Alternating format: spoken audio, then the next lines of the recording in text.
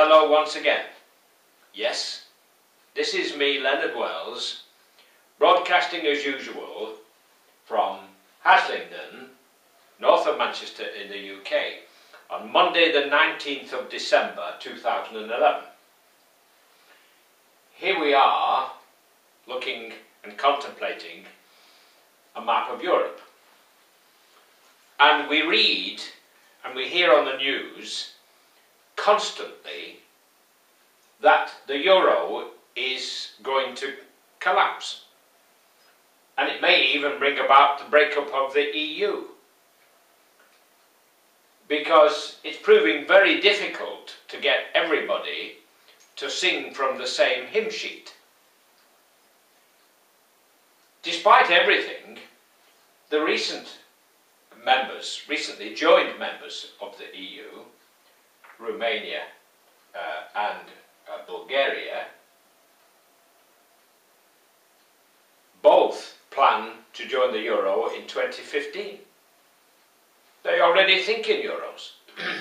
Only a few months ago, Estonia joined the euro.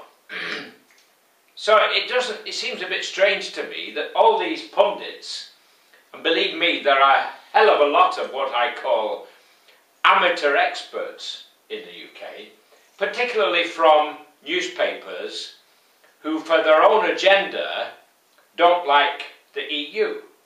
The Express, the Mail, both virulent about anything that's from Europe, and the Telegraph. The Telegraph are already saying that we should pull out no matter what. In fact, my view is the opposite. We should try harder to get it to work. Because whether we like it or not, we're all members of the human race. And if you take the trouble to read this book, and I recommend it highly, it's called The Shock Doctrine by Naomi Klein. The Shock Doctrine by Naomi Klein. It's absolutely terrifying because it gives the inside story on who really runs the world, and it's the guys with the money, the big corporations, and the currency speculators. Now, I wouldn't be very surprised, in fact I'm almost prepared to put a bet on it, that these currency speculators are already betting against the euro. Because you remember, I think it was in '92 when Britain was a member of the European Exchange Rate Mechanism, the ERM, and we were forced out of it, and a guy called George Soros in America made $1 billion by betting against the pound. I wouldn't be surprised that if every currency speculator on the planet was betting heavily against the euro. It wouldn't surprise me in the slightest. And then they're spreading the word around, all their mates, their old school chums, the Eurosceptics and sceptics, as I call them, in the Tory party, the Conservatives, to start banging the drum, and then they get on to their mates in the newspapers, the Telegraph and the Mail and the Express, and tell them to put the stories about. Because if enough people do enough talking about a subject, they think it will come to pass. You may remember the Titanic, which sank in 1912. Well, people said they made a big mistake because they described it as unsinkable. And of course it sank, as we all know. And one of the reasons it sank, we now know, is that the guy in charge on the in the deck, I'm going to say cockpit for a minute, but that's on an airplane, on the bridge of the ship, waited 30 seconds before he turned, I think it's to starboard, to avoid the iceberg. And of course the ship grazed the iceberg and it cut a slice into the side of the ship, which then filled the 5 watertight compartments one by one and brought the ship lower and lower into the water until it sank. If that hadn't happened, if he'd hit that iceberg head on, it wouldn't have sunk. Anyway, I'm getting slightly off track here, but it was just an interesting aside.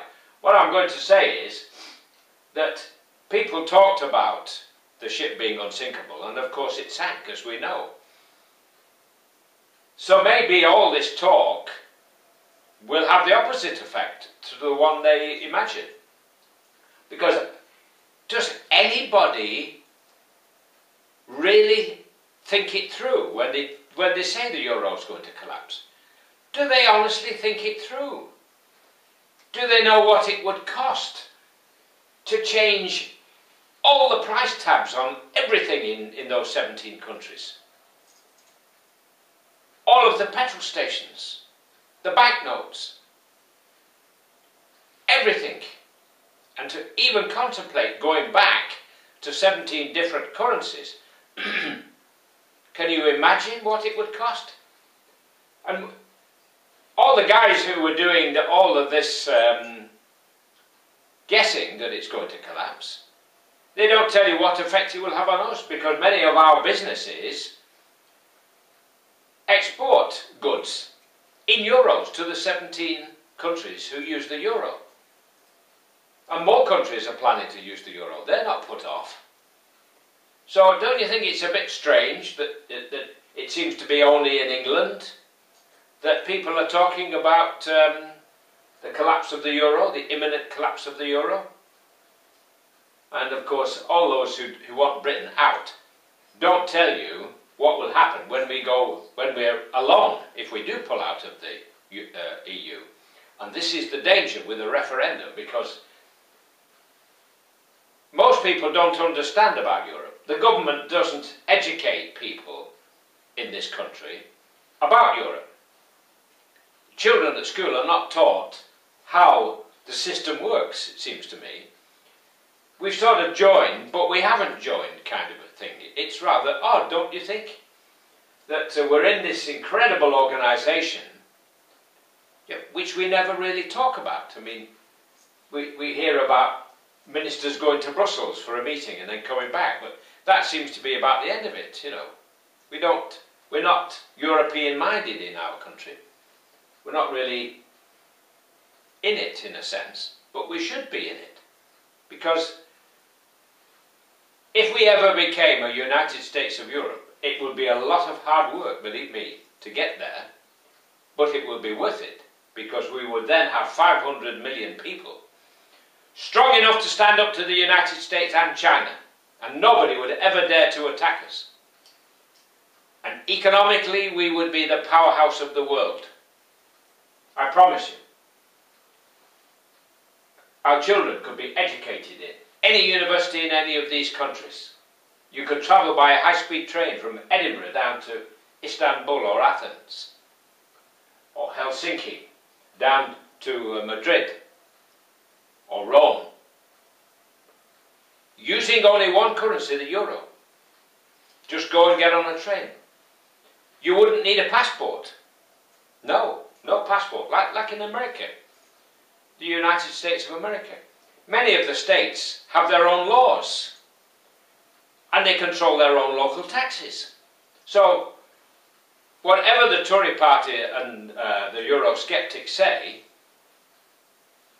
we might have a president of the United States of Europe, but nevertheless we would still control our own local taxes and whatever, and we will play a proper part, God willing. The first president might even be English. But we mustn't run away with the idea that only the brains in the world are in the UK. There are a lot of bright people on the continent, you know. Well, I've waffled on. It's coming up to Christmas. Don't look on the black side. Don't listen to all the waffle. There is a hell of a lot of force holding the euro together and holding Europe together. Do we really want to go back to how it was before? Do we really? Honestly? the risk of wars between nations that we had once upon a time. It's not likely to happen because we've got the atomic bomb, so have the French. But talk brings about results. If you talk enough about it, it will happen. So I'm convinced a lot of this talk, as I've said, comes from speculators. And I think it's high time that we cut them off at the knees, these guys, by all having the same currency. Now, you'll often hear the people who say that because we've got our own currency, we can devalue whenever we like. Well, what they don't go on to tell you is that when you do devalue, your exports become cheaper, but your imports become dearer. And then what happens is you have to put interest rates up because of inflation. So it isn't the panacea that they boast about. So don't listen to these guys when they tell you how marvellous it is to have our own currency. Go and visit the continent. Go and visit some of those 17 countries using the euro and see how well they get on. They're doing fine. Fine.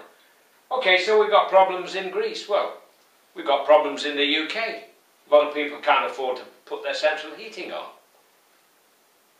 I've just gone back to coal because they wanted to double the price of my gas for my one-bedroom house. So I told them to stuff it, where the monkey stuffed the nuts. Well, that's it for today. God bless while it's still legal in the UK to say God bless. Take care and bye for now.